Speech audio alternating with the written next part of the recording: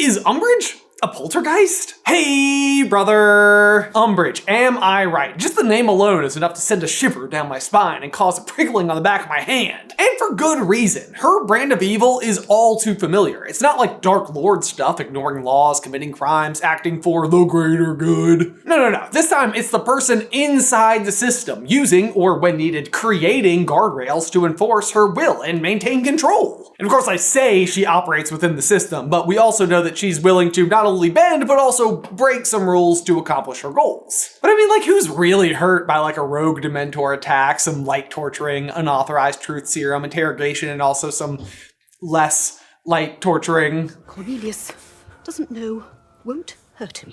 Yeah, I'm not so sure Cornelius is the one we were ever worried you were going to hurt. But the odd thing about Umbridge, and the part that I almost think breaks down the walls of plausibility behind her character, have less to do with her willingness to hurt minors. And instead it's the fact that she is never truly and honestly, like, evil. Nope, sorry, I take that back. She is completely evil, but through the lens of the story, she's almost a third party altogether. She obviously isn't aligned with Harry, Dumbledore's army, or the Order of the Phoenix, but she's also not a Death Eater or part of Voldemort's regime at all, at least not formally. You're lying. So then what's guiding her? Because while it seems like it's Fudge for a decent portion of the series, we do, quite fortunately, ultimately see him get ousted. But then fast forward a bit and we see that despite Fudge's absence and Umbridge's own failure as the Hogwarts High Inquisitor, her position within the Ministry remains quite steadfast through Deathly Hallows and under pious thickness? How thick could you get? Pretty thick, Ronald. Pretty thick. But what exactly is her game plan here? Is it just lucky happenstance that Voldemort's ideals fit her own prejudice so perfectly that she's kind of just turning a blind eye? Or what would an Umbridge under the likes of Hermione's eventual leadership look like? Dare I say there's a scenario where Umbridge is, I can't believe I'm about to say this, useful? Excuse me. Well, today we discuss.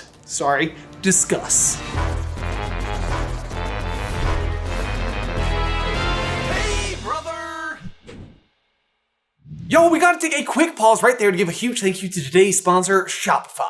I love working with Shopify because we use Shopify, not just for our merch store here at SCB, but also on the home front.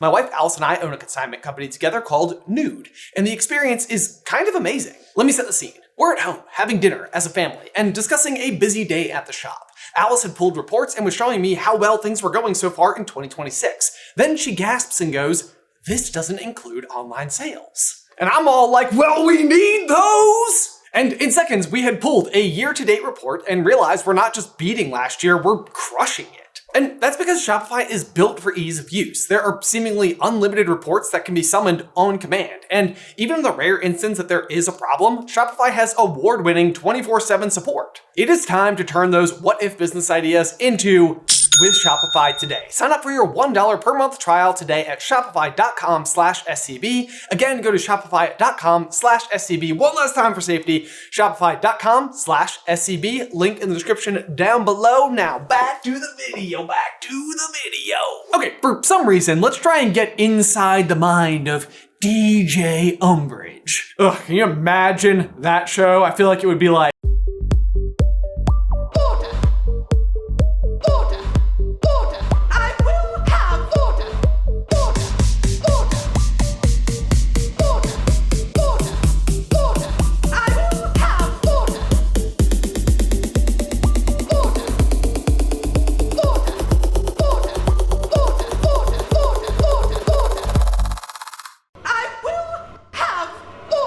okay, I gave that assignment to my editor and he over-delivered. And instead of being terrible, it was actually kind of great, so. Anyway, DJ Umbridge, to kick things off, I need to regale you with another theory that we here at SCB fully and completely subscribe to.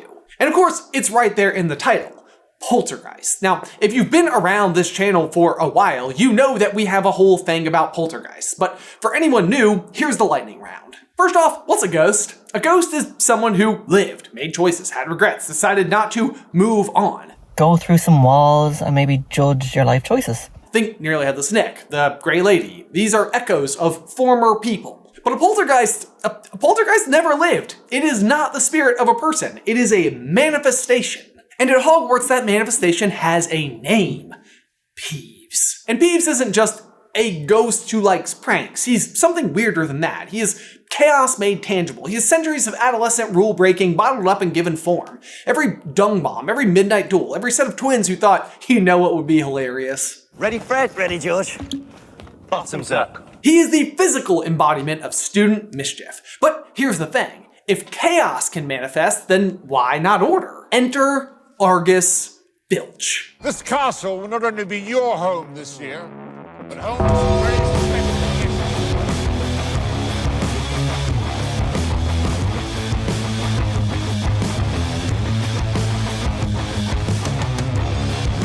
On one side, you have Peeves, fueled by rule breaking. On the other, you have Filch, obsessed with rule enforcement. He lives to catalog contraband and dreams of chains in the dungeons.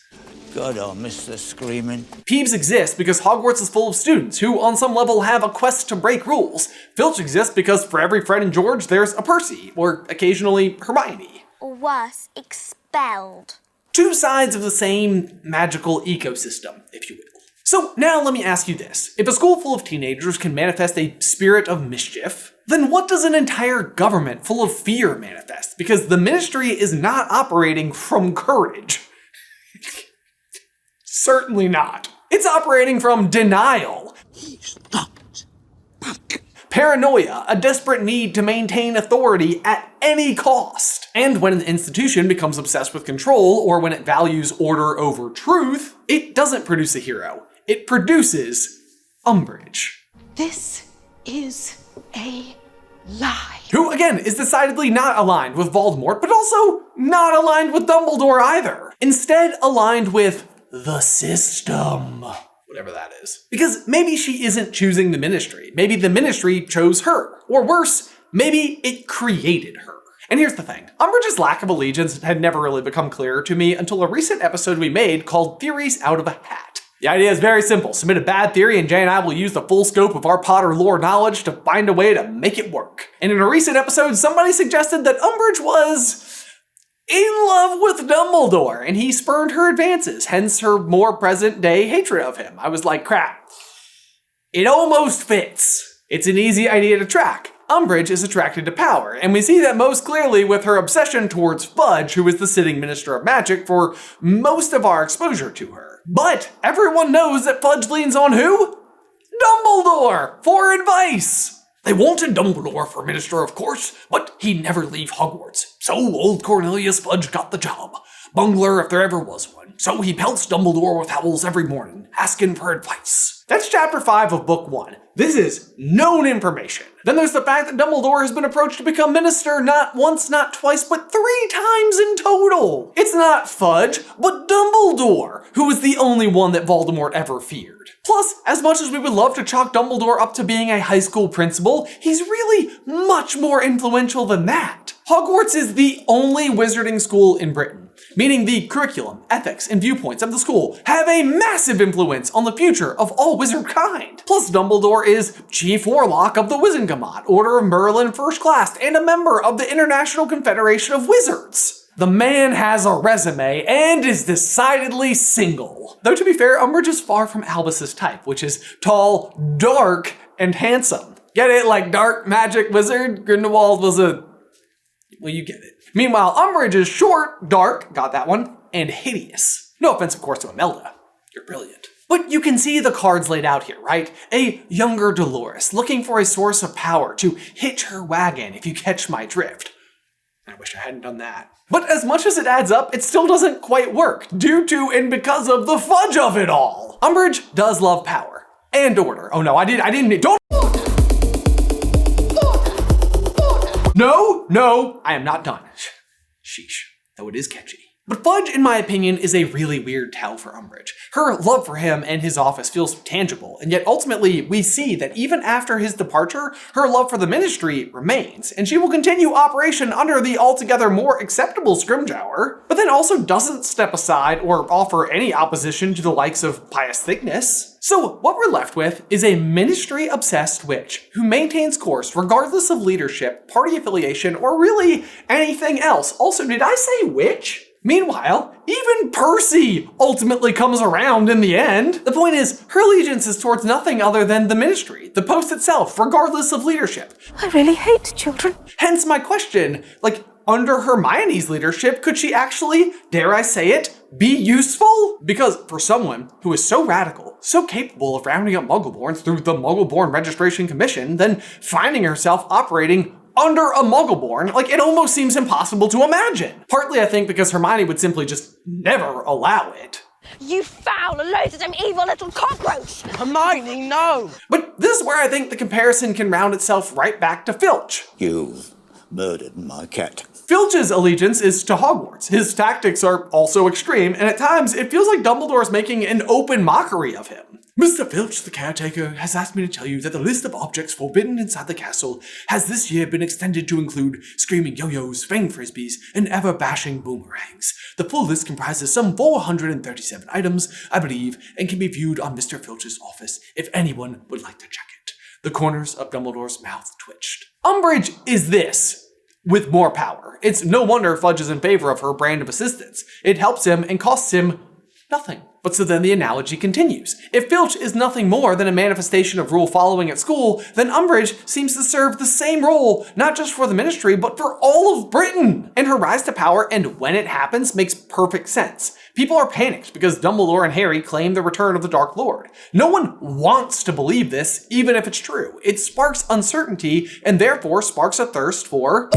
And in the true chaotic fashion of a poltergeist, she cannot be negotiated with. Case in point, her being at odds with McGonagall. It's almost like when the Ministry is afraid, it doesn't produce courage, it produces Umbridge. And I will tell you guys what, I knew there was nothing human about her. Order!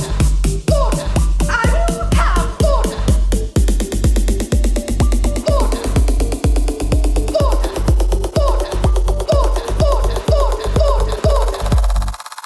I will have... I'm sorry, Professor.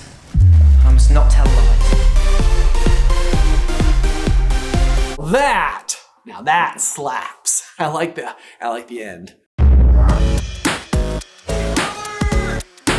Y'all, as always, thank you so much for tuning in to today's episode. Be sure to like this video and subscribe to the channel so you don't miss out on any future Harry Potter action from us. If you'd like to check out this video right over here, Jay does an amazing deep dive on whether or not Umbridge is actually worse than Voldemort. I highly recommend that you check it out. But otherwise, until next time, don't forget, ducks go in cups.